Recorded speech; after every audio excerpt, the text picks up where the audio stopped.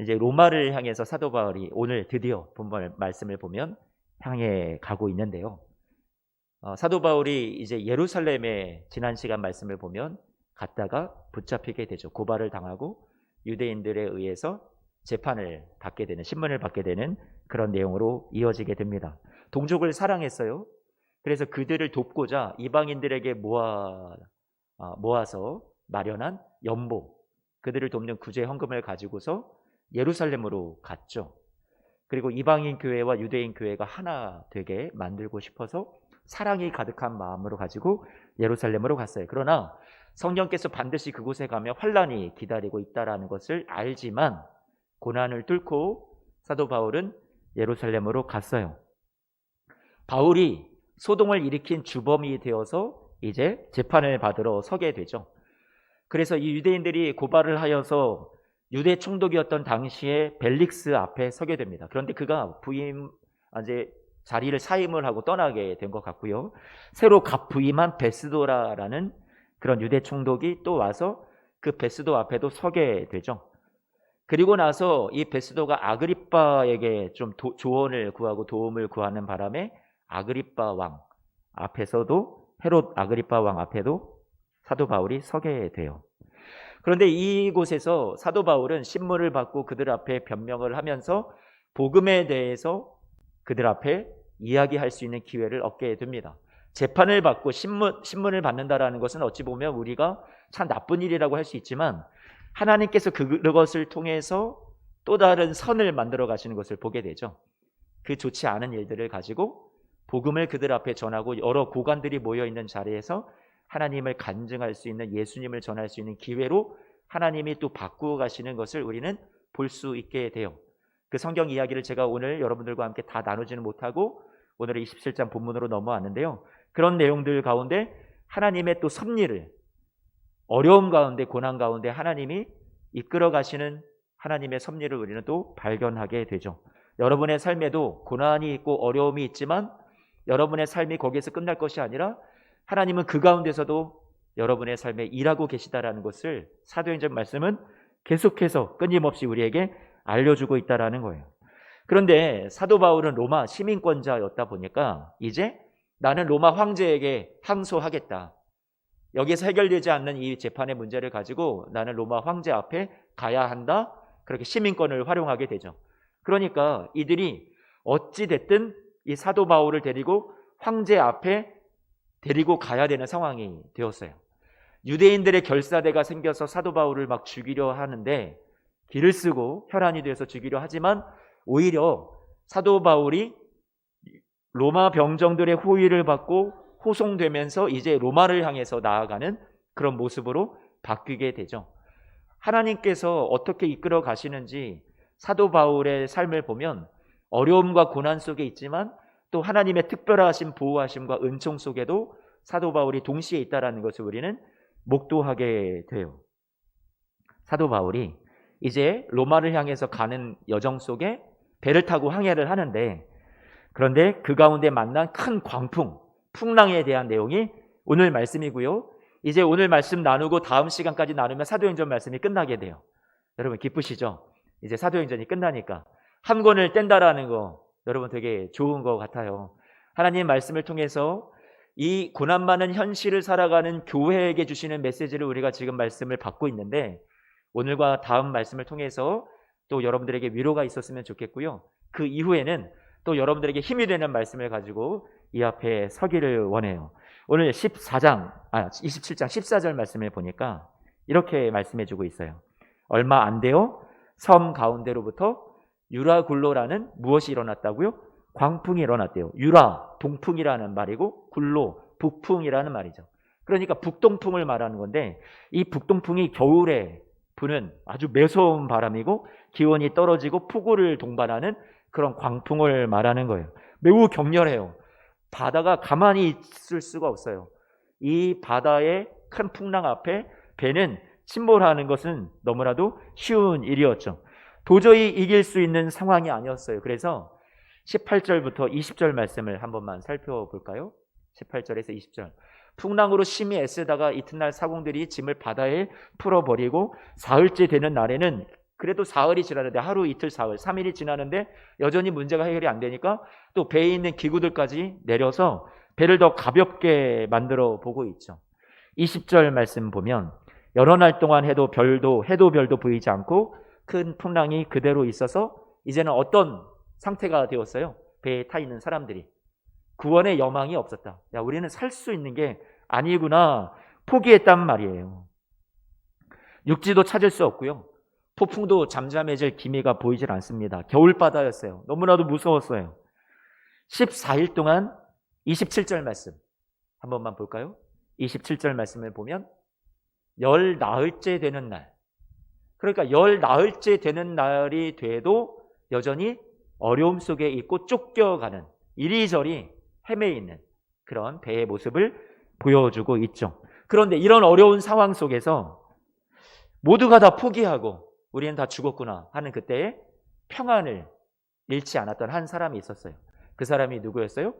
사도 바울이라는 사람이었죠. 사도 바울은 뭐라고 얘기를 하냐면 27장 22절 말씀에 이렇게 말하죠. 우리 배에 있는 많은 사람들에게 내가 너희를 권하는데 이제는 안심하십시오. 아무도 여러분의 생명에는 손상이 없을 겁니다. 만약에 손상을 입는다면 이 배만 아마 있게 될 겁니다. 이렇게 사도 바울이 얘기를 해주죠. 사도 바울이 그 많은 뱃사람들, 배에 너무나도 많이 오랫동안 탑승해서 배 생활을 했었던 선원들도 다 두려워하고 겁먹고 우린 죽었구나 하고 있는 이때에 어떻게 그냥 복음을 전하는 이 사도 바울이라는 사람은 선원들도 알지 못하는 어떤 그가 무엇을 알고 있었기에 이렇게 평안을 누릴 수 있었던 걸까요? 그에게는 선원들이 없었던 무엇인가가 있었던 것은 분명하죠. 그 있었던 것이 뭘까요? 여러분 뭐라고 생각이 되세요? 믿음이라고 생각이 돼요.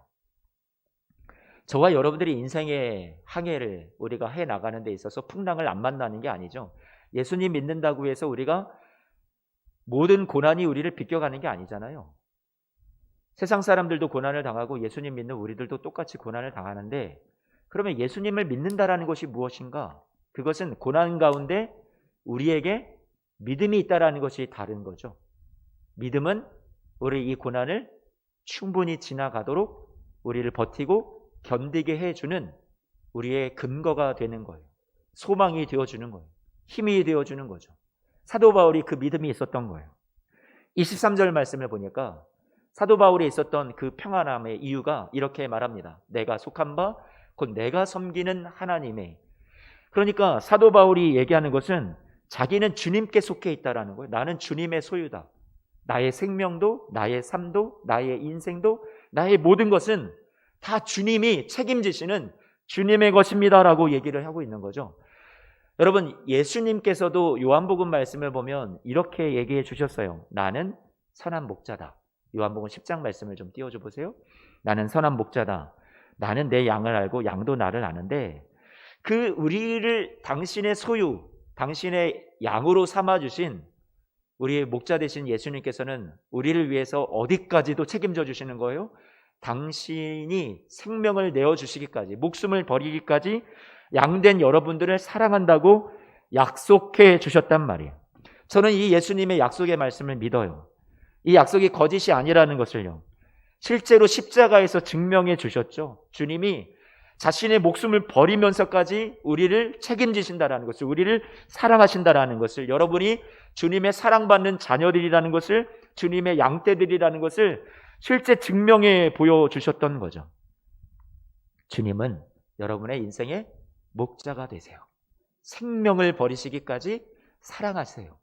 주님이 여러분의 인생의 배의 선장이시고요, 여러분은 그 배에 탑승한 승객들이세요. 하나님께서 우리 예수 그리스도의 은혜를 통해서 여러분들을 예비하신 그 항구의 목적지에 다다를 때까지 여러분들을 반드시 지키시고 인도하실 거란 말이에요. 떠나지 아니하실 거예요. 바울은 하나님이 주신 그 격려의 메시지를 이렇게 받았죠. 24절 말씀에 보니까 자신을 붙들고 자신의 삶을 소유하신, 자신의 인생을 꽉 붙잡고 계신 그 주님께서 바울아 두려워하지 말아라, 그렇게 말씀해 주셨어요. 격려하세요. 용기를 주셨어요. 바울을 안심시켜 주셨단 말이에요. 그리고서 말씀해 주신 것은 그의 앞날에 너는 앞으로 이 목적지에 다다르게 될 거야. 앞날에 대해서 소망해 주셨어요. 너는 가이사 앞에, 황제 앞에, 로마의 황제 앞에 서게 될 거란다. 지금 풍랑을 만난 유라굴로라는 광풍이 너의 여정의 인생의 항해의 마지막이 아니라 이 광풍을 뚫고 지나가서 너는 내가 너의 인생에 계획한 대로 로마 황제 가이사 앞에 서게 될 거야. 앞날을 축복해 주시고 격려해 주셨던 거죠. 성경의 다른 곳 구약의 인물을 살펴보면 야곱이라는 사람이 나오죠. 여러분 야곱을 잘 알잖아요. 근데 그는 이제 형에게 쫓기고 목숨이 위태로워지고 아버지를 속이고 형도 속이고 그렇게 못난 인생을 살아왔다가 이제는 막 쫓겨가면서 불안하고 나는 이 광야에서 죽을지도 모르겠구나. 어쩌다 내 인생이 이렇게 망가졌을까. 그러고 있을 때 하나님께서 찾아오셔서 약속해 주셨죠. 창세기 28장 15절 말씀에 내가 너와 함께 있어서 너가 어디로 가든지 너를 지키며 너를 이끌어 이 땅으로 돌아오게 할지라. 아니 그럴 자격이 있냐고요. 아니요 없어요. 하나도 하나님 앞에 좋은 모습으로 신앙생활을 잘한 점수를 딴 게 없단 말이에요. 그런데 일방적이죠. 주님께서 긍휼히 여기시죠. 사랑하시죠. 당신의 자녀니까. 그래서 그를 이렇게 축복해 주십니다. 내가 너에게 허락한 것을 다 이루기까지 너를 떠나지 아니하리라 라고요. 사랑하는 성도님들의 삶에 우리가 계획한 계획이 틀어지고 우리가 원했던 삶의 방향이 이루어지지 않는다고 해서 하나님이 여러분을 떠나신 것이 아니라 하나님이 여러분의 인생에 계획한 것을 다 이루기까지. 야곱은 상상도 못했어요. 아, 내가 이렇게 집에서 도망 나가는 건 내 인생은 망한 거구나, 실패구나. 아니요. 하나님은 그의 인생에 계획하신 보다 더 큰 뜻이 있었죠. 보다 더 놀라운 은혜의 결말이 있었단 말이에요. 그것이 이 야곱의 삶에 허락한 것이 다 이루어지기까지 하나님은 야곱을 떠나지 않고 내가 너를 버리지 않겠다, 너와 함께 하겠다 약속해 주셨다는 거죠. 사랑하는 성도님들의 삶에도 마찬가지예요. 우리가 어떤 고난을 만나고 어떤 광풍을 만났어도 여러분의 인생의 그 길에 끝까지 주님께서 여러분에게 원하시는 것을 이루는 그날까지 하나님이 생각하신 보다 복된 결말을 이루시기까지 주님께서 여러분의 인생을 동행해 주실 줄로 믿습니다. 바울에게 있었던 것은, 저들에게 없었던 것은 하나님의 동행하심이었고 바울이 느낄 수 있었던 것은 하나님의 동행하심이었죠. 아니요. 그들도, 바울과 함께 있었던 그들도 하나님이 동행하시고 함께 하셨지만 함께 하심을 인지 못하는 것과 바울은 함께 하시는데 그것을 알고 믿음의 눈으로 바라볼 수 있었던 눈이 있었던 거죠. 사랑하는 성도님들의 삶에 광풍이 있다고 해서 하나님이 함께 하시지 않는 것이 아니라 하나님은 함께 하시는데 그것을 볼 수 있는 눈이 있느냐 없느냐의 차이가 있다라는 거예요. 우리도 건강을 잃을 수 있고요, 재정적인 어려움을 겪을 수 있어요. 사랑했던 사람들을 우리가 먼저 떠나보낼 수 있고요, 죽음이 우리를 갈라놓을 수 있어요. 주님께서 이런 것이 너희의 삶에 하나도 없게 해주마 라고 약속하신 적은 한 번도 없어요, 성경을 보면. 하지만 우리가 당면한 그 문제와 고난 속에서, 풍랑 속에서 우리를 떠나지 않고 함께 하시겠다고는 약속해 주셨어요. 믿음은 하나님이 함께 하신다라는 것을 우리가 인정하는 거예요. 그게 믿음이라고 생각이 돼요. 어떤 결과든 어떤 응답이든 어떤 과정이든 나보다 하나님이 더 나를 사랑하신다, 더 정확하시다, 나보다 하나님이 내가 내 삶을 계획하고 이끌어가는 것보다 하나님이 이끌어주시는, 인도하시는 삶이 마침내 더 선하고 복되다라는 것을 우리가 인정하기를 성경은 우리에게 요구하고 있단 말이에요. 그게 믿음이죠. 한 치 앞도 내다보지 못해요. 나에게 지금 일어나는 사건들이 다 끊겨 보여서 하나님 대체 이게 뭡니까? 우리는 하나님 앞에 원망할 수 있어요. 그게 복으로 느껴지지 않거든요. 그런데 하나님께서 저와 여러분의 삶을 처음부터 끝까지 다 아시고 다 계획하신 그 주님께서 저와 여러분의 삶을 마침내 결론 짓게 하시는 날, 여러분들은 반드시 알게 되실 거예요. 영광입니다. 은혜입니다. 하나님 감사합니다. 하나님이 선하십니다. 오르셨습니다. 이제 알게 되었습니다라고요. 사랑하는 성도 여러분, 여러분의 삶에 하나님이 진실로 함께 하시고 세상 끝날까지 도우시고 여러분에게 마침내 선한 결말을 주시는 우리 하나님 되어주시기를 주님의 이름으로 축복합니다. 사도 바울이 이렇게 고백해요. 그래서 27장 25절 함께 읽어볼까요? 25절 26절 시작. 그러므로 여러분이여 안심하라. 나는 내게 말씀하신 그대로 되리라고 하나님을 믿노라. 그런즉 우리가 그 결과로 우리가 이렇게 믿으니 반드시 우리 앞에는 어떻게 된다고요? 반드시 한 섬에 걸리리라. 육지에 다다르게 됩니다. 안착할 수 있습니다. 그 근거는 하나님께서 함께 하시고 우리에게 두려워 말라 응원하시는 주님이시고 주님께서 우리에게 말씀으로 약속해 주셨으니 나는 하나님이 우리에게 이렇게 약속해 주신 말씀대로 그대로 되리라고 나는 믿습니다. 그 하나님을 믿습니다라고 고백했던 거죠. 사랑하는 성도 여러분, 이 고백이 하나님께서 주신 약속을 붙잡는, 하나님께서 저와 여러분들에게 반드시 약속하신 말씀대로 그대로 이루어 주시는 하나님이라는 것을 붙잡는 우리 성도님들 되시기를 축복합니다. 그토록 고난이 극심했던 이 유라굴로 북동풍을 만나고 그 폭풍을 이겨내고서 마침내 사도 바울과 일행은 로마에 다다르게 되죠. 정말로 사람들이 생명이 죽지 않고요, 이곳에 로마에 도착을 하게 돼요. 안착을 하게 된단 말이에요.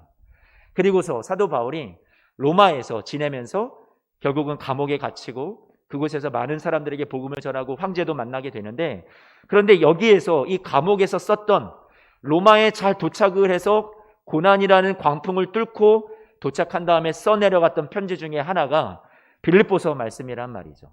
빌립보서 4장 6절과 7절 말씀을 함께 읽어봅니다. 읽어보죠. 시작. 아무것도 염려하지 말고 다만 모든 일에 기도와 간구로 너희 구할 것을 감사함으로 하나님께 아뢰라. 그리하면 모든 지각에 뛰어난 하나님의 평강이 그리스도 예수 안에서 너희 마음과 생각을 지키시리라. 바울은 경험했어요. 광풍을 지나갔지만 하나님의 평강이 그리스도 예수 안에서 우리를 위해서 생명을 내어주시기까지, 목숨을 버리시기까지 사랑하신 목자 되신 주님이 우리를 지켜주시니 그 가운데서도 마음과 생각을 지키고 광풍을 뚫고 여기까지 올 수 있었죠. 그래서 사도 바울은 이 또 다른 유라굴로라는 광풍을 만나고 경험한 이후에 다시금 믿음이 더욱더 돈독해지고 더욱더 굳세워져서 이제 많은 성도들에게, 또 빌립보 교인들에게 우리 약해지지 맙시다. 광풍을 만나도, 인생의 어떤 어려움을 만나도 아무것도 염려하지 말고 모든 일에 기도와 간구로 구할 것을 감사함으로 하나님께 아뢰며, 그렇게 주님 앞에 나아갈 때 그리스도 예수 안에 있는 하나님의 평강이 저와 여러분들을 마음과 생각을 지켜주실 겁니다라고 그렇게 우리에게 강력하게 믿음을 붙들라고 말씀해 줄 수 있게 된 거예요. 사랑하는 성도 여러분, 여러분 어떤 유라굴로를 만나고 계십니까? 하나님께서 여러분들에게 오늘도 찾아오셔서 너는 내 소유다. 너의 인생의 항해는 내가 선장되어 주고 너의 인생의 그 길 내가 목자 되어 내가 생명을 다 내어주기까지 너를 사랑하니 그것을 증명해 보인 십자가를 생각하면 너의 앞날에도 내가 끝까지 너를 사랑하여 도우리라는 것을 너가 믿었으면 좋겠구나. 오늘 말씀 속에서 여러분들에게 주시는 메시지는 그거죠. 우리의 삶을 마지막에 선한 결말로 승리로 약속해 놓으시고 여러분들에게 그날까지 믿음 잃지 않고 두려워하지 말고 담대하게 나아가라고 말씀은 우리에게 권면하고 있어요. 예수님이 여러분을 붙잡아 주실 거예요. 우리 주님께서 여러분과 세상 끝날까지 함께 해 주실 거예요. 그 주님과 함께 평안을 얻으시고요, 풍랑 속에서도 끝까지 이겨내시는 사랑하는 성도님들 되시기를 축복합니다. 당시에 성서의 문화적인 배경 속에서 이 바다에 대한 생각을 어떻게 하고 있었냐면요, 바다는 무서운 곳. 여러분, 바다는 하나님이 창조하셨으니까 되게 아름다운 곳도 되잖아요. 그런데 성경 곳곳에 바다에 대해서 무서운 곳, 하나님의 자녀들, 성도들, 백성들을 괴롭히는 그런 무시무시한 장소로 묘사되고 언급되는 이야기가 참 많이 나온단 말이에요. 그러니까 시편 말씀 같은 경우도 보면 하나님의 백성을 구원을 해내시는데 하나님께서 이 바다를 무찌르시는, 바다를 물리치는, 그리고 바다 가운데 길을 내시는 그런 이야기를 말씀하시죠. 바다라는 존재가 되게 하나님의 백성에게 있어서 되게 고난의 존재를 말하는 거예요. 시편 93편 3절 4절 말씀을 같이 한번 읽어봐요. 1절 시작. 여호와여 큰 물이 소리를 높였고 큰 물이 그 소리를 높였으니 큰 물이 그 물결을 높이나이다. 막 큰 물 하면서 물결이 되게 사납다는 것을 얘기하는데 4절 말씀에 보면 이렇게 말하죠. 그러나 높이 계신 여호와의 능력은 많은 물소리와 바다의 큰 파도보다 어떻다고요? 크니이다 라고 얘기해요. 그래서 우리 주님께서 이렇게 우리 성도들을, 하나님의 자녀들을 괴롭히는 물이 많이 높고 커서 우리가 두려워하지만 주님께서 말씀해 주시는 것은 무엇이냐면 그 많은 물보다, 그 높은 파도보다 주님이 더욱더 크다라는 것을 우리에게 말씀해 주고 계시다라는 거예요. 안심하라고. 이사야서 51장 9절 10절 말씀 보니까 한 번 더 읽어봐요. 여호와의 팔이여 깨소서, 깨소서, 능력을 베푸소서, 옛 시대에 깨신 것 같이 하소서. 라합을 점이시고 용을 찌르신 이가 어찌 주가 아니시며. 잠깐만요.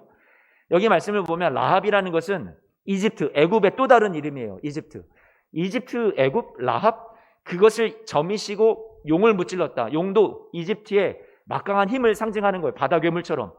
그러니까 하나님께서 구약에 이스라엘 백성들을 애굽에 종살이하고 그들을 착취하고 억압했던 그들 이집트라는 나라 제국으로부터 하나님의 백성들을 끄집어내서 구출해 주실 때 하나님께서 성경에 어떻게 표현을 하시냐면 그 바다에 있는 괴물들, 용, 이런 자들을 물리치신 것으로 얘기한단 말이에요.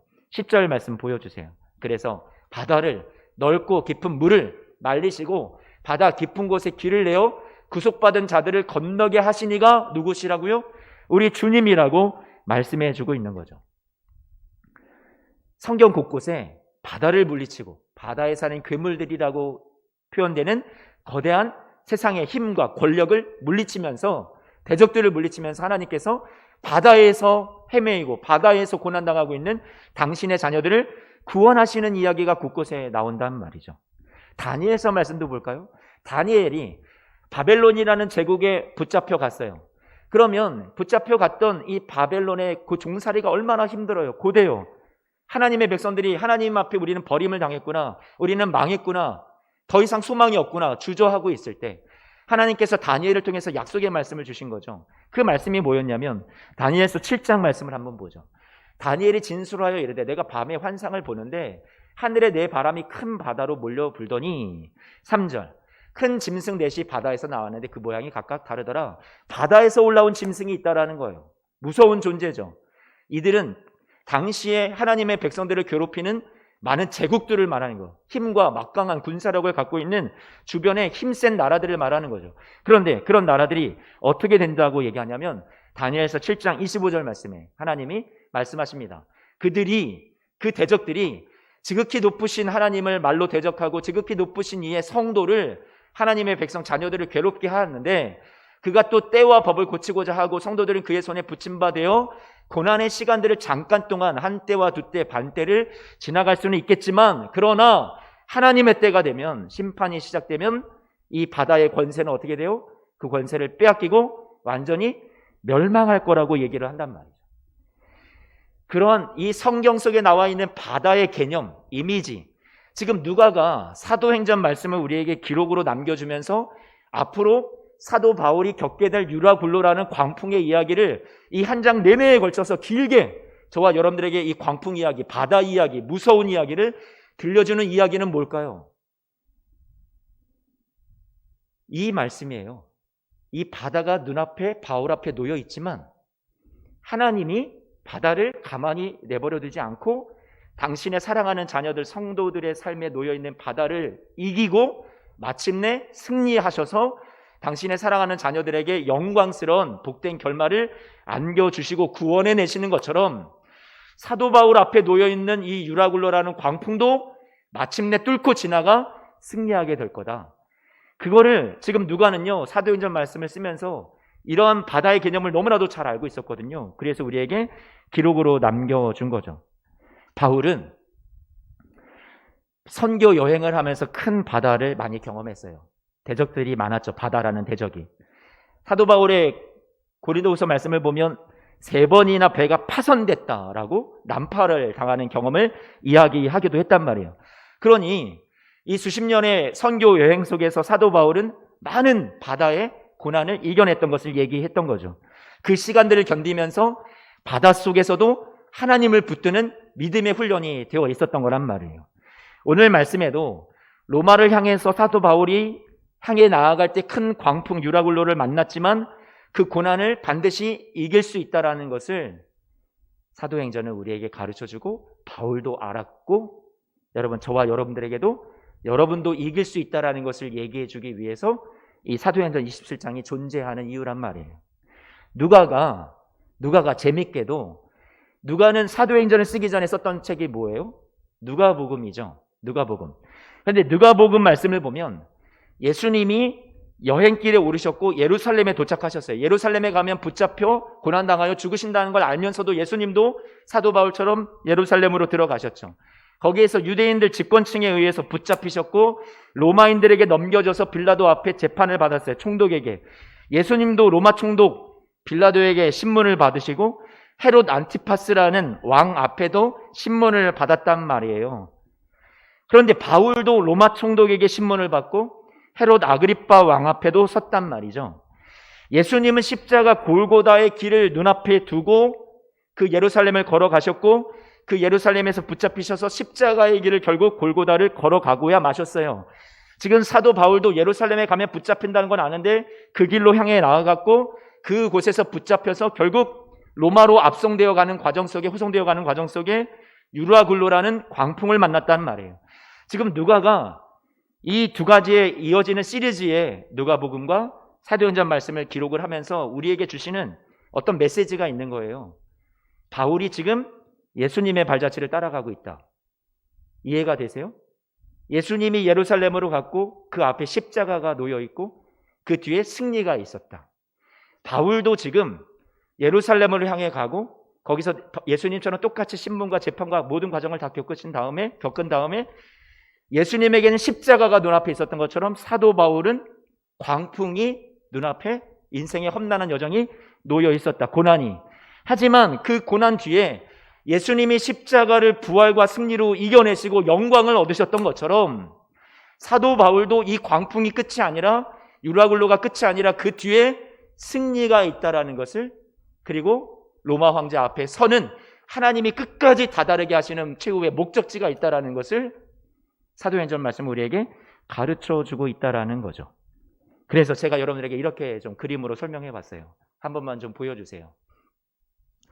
구약 성경에 바다라는 존재가 있고 괴롭히는 대적이 있고 그러나 하나님의 심판이 있어서 성도들을 구원하고 승리해내시는 이야기가 있듯이 지금 누가복음에서 그 마지막 부분에 예수님께서 겪으셔야 되는 십자가가 있지만 그 십자가를 통해서 예수님은 죄와 사망의 권세를 꺾으시고 마침내 구원과 부활과 승리를 성도들에게 주신 거죠. 복된 결말이 놓여 있다라는 거예요. 사도행전 27장에 와서 누가가 비슷하게 바울의 이야기를 통해서 예수님의 발자취를 쫓아가는 바울이 예수님의 십자가처럼 지금 광풍을 만났고 그게 바울 앞에 놓여 있는 고난이지만 이 고난을 하나님께서 주님이 주시는 격려와 함께 하심과 약속의 말씀으로 승리를 마침내 하고 하나님께서 약속하신 그 장소에 이르게 된다라는 것을 지금 누가는 우리에게 들려줘요. 그러면서 마지막 이 누가복음의 또 사도행전의 독자가 되는 저와 여러분들에게 이 말씀을 통해서 지금 누가가 의도하는 메시지는 무엇이냐면 여러분들도 인생의 풍랑이 있고 예수님처럼 우리가 만나는 십자가가 있고 사도 바울이 만나는 유라굴로 광풍처럼 우리에게 고난이 많은 것이 사실이지만 사랑하는 성도들이요 이 바다 너머에 이 십자가 너머에 이 광풍을 지나서 저와 여러분들에게 무엇이 있다고 얘기해 주는 거예요? 승리가 있다라는 것을 말씀해 주시는 거예요. 반드시 주님께서 이끌어 가시는 목적지가 있다라는 것을 말씀해 주시는 거죠. 예수님이 메시아로 오셔서 사람들과 자신을 동일시하면서 사람들이 처한 자리로 오셨어요. 사람들에게 임했던 심판이 예수님에게 임하고 그 모든 심판과 저주를 다 받아주셨어요. 감당해 주셨어요. 예수님의 십자가 죽음 사건이 세상에 복음을 주고 사람들에게 구원과 은혜를 주고 예수님의 승리와 영광이 예수님에게 또한 저와 여러분들에게 동일하게 주어졌듯이 지금까지 바울이 걸어온 복음에 대한 숱한 반대와 역경 속에서도 바울이 이겨나왔는데 이제 또다시 맞게 될 거대한 어둠의 세력을 상징하는 물결이 바울을 덮치는 사도행전 27장의 말씀을 보면서도 사랑하는 성도들에게 두려워하지 마십시오. 이 얘기를 하고 있는 거죠. 바울이 건너가야 할 목적지는 바로 하나님께서 예비하신 로마의 황제 앞이라는 곳이 있습니다. 거대한 풍파가 놓여 있는 것을 우리에게 세상은 알게 하고 보여주지만 그 길 끝에 반드시 하나님의 인도하심이 있을 것이며 승리와 영광이 있을 것이라는 것을 성경은 우리에게 말씀해주고 있는 거예요. 사랑하는 성도들의 고난이 사도 바울과 방불하고 예수님의 십자가 죽음과 방불한 그런 고난의 시간들을 여러분들 겪고 있다는 것을 압니다. 광풍을 헤치고 지금 나아가고 계신 성도님들이 계세요. 그렇게 힘겨운 믿음의 싸움을 하고 계시다는 걸 압니다. 오늘 말씀이 여러분을 격려하고 있어요. 두려워하지 말라고. 내가 함께 한다고. 내가 돕겠다고. 내가 너희에게 승리를 약속했다고 오늘도 또 말씀해 주세요.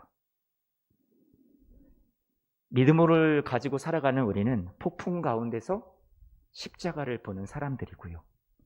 그 십자가를 통해 이미 얻은 승리까지 바라볼 수 있는 사람들이 바로 여러분들이세요.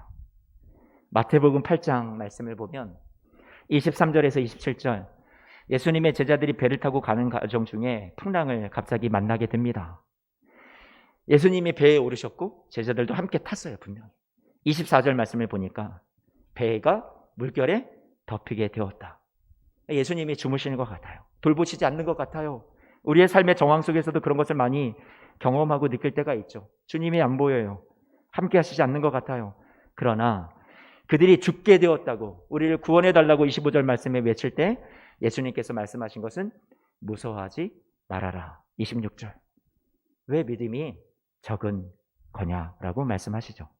이것은 어떤 얘기냐면 내가 너희와 함께하고 있으니 이제는 안심하고 나를 믿어도 된다라고 말씀해 주시는 거죠. 우리가 반드시 기억해야 할 진리는 예수님이 그 풍랑의 한복판에서도 저와 여러분들의 그 삶의 자리에 함께 하신다라는 거예요. 바람과 큰 물결이 일어나도 저와 여러분의 인생의 배는 지금 누구와 함께 같이 가고 있느냐가 중요한데요.